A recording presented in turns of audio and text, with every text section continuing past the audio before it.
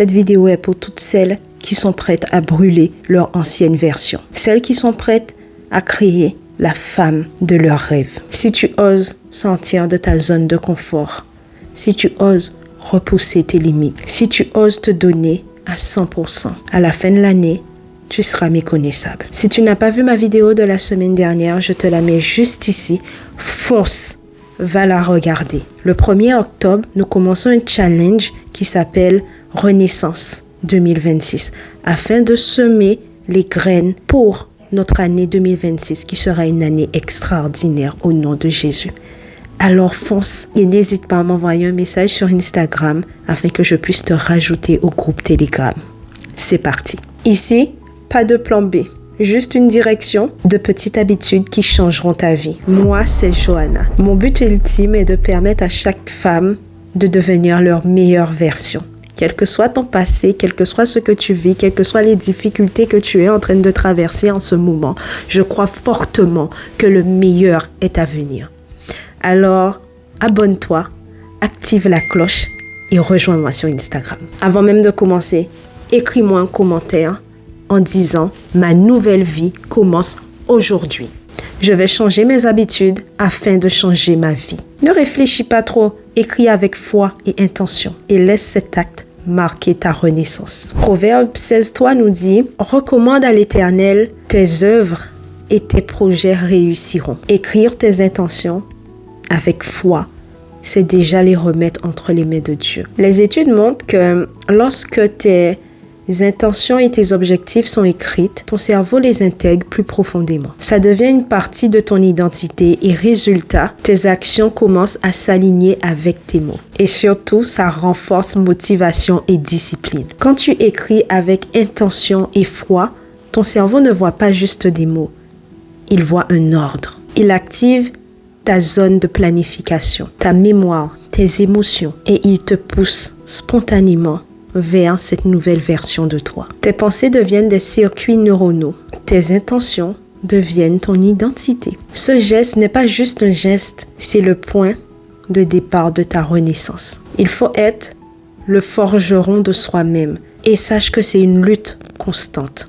Alors go! Quelle que soit la version de toi que tu veux créer, tu as besoin de faire un état des lieux de ta vie. Savoir quelle habitude changer, quelle habitude améliorer, quelle habitude créer et surtout quelle habitude supprimer. Regarde ta vie telle qu'elle est, pas comme tu voudrais qu'elle soit. Jean 8:32 nous dit « Vous connaîtrez la vérité et la vérité vous rendra libre. » Accepter de voir la situation telle qu'elle est, c'est commencer à te libérer. Prends ton bloc-notes.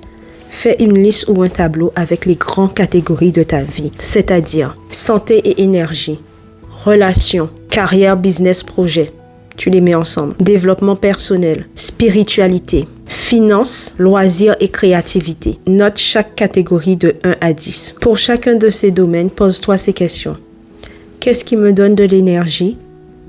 Qu'est-ce qui m'épuise? Et si je pouvais changer une chose, ce serait quoi? Ça va te permettre de repérer les schémas qui se répètent dans ta vie. La procrastination, la peur, les relations toxiques, les projets non alignés. Alors fais-le avec honnêteté. Et écris pour chacun de ces domaines ce qui me freine le plus aujourd'hui est.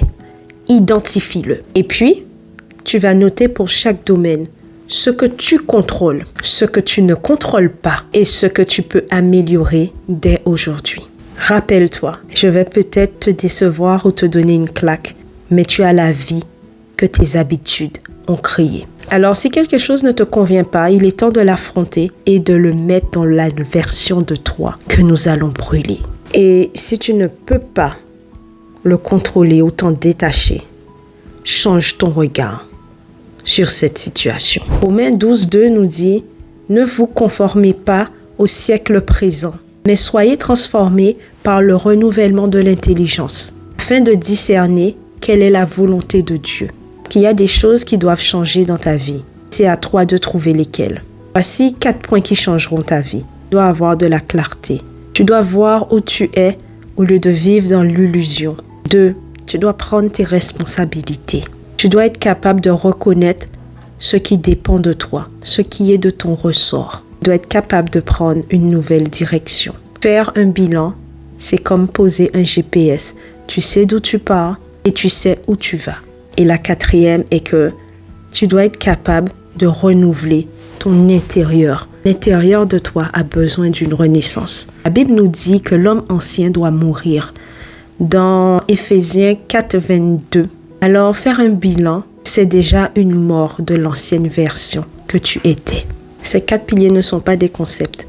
Ce sont des armes. Et dans les prochaines vidéos, je vais te montrer exactement comment les utiliser. Le bilan que je t'ai proposé de faire aujourd'hui est ton point de départ. Dans la prochaine vidéo, on va transformer ton bilan en objectif et en changement d'habitude. Tu sauras exactement quoi changer, comment le mesurer et quel plan suivre pour devenir méconnaissable. Alors fais ce bilan cette semaine, c'est non négociable. Et comme toujours, je te partage le verset de la fin. Lamentation 3:40. Recherchons nos voies et sondons-les et retournons à l'Éternel. Ce verset est là pour te rappeler que, comme les saisons, tu dois faire le point sur ta vie et tu dois t'accrocher à plus grand que toi. N'oublie pas d'écrire en commentaire « Aujourd'hui commence ma nouvelle vie » et surtout fais ton bilan et je te dis rendez-vous dimanche prochain pour la suite.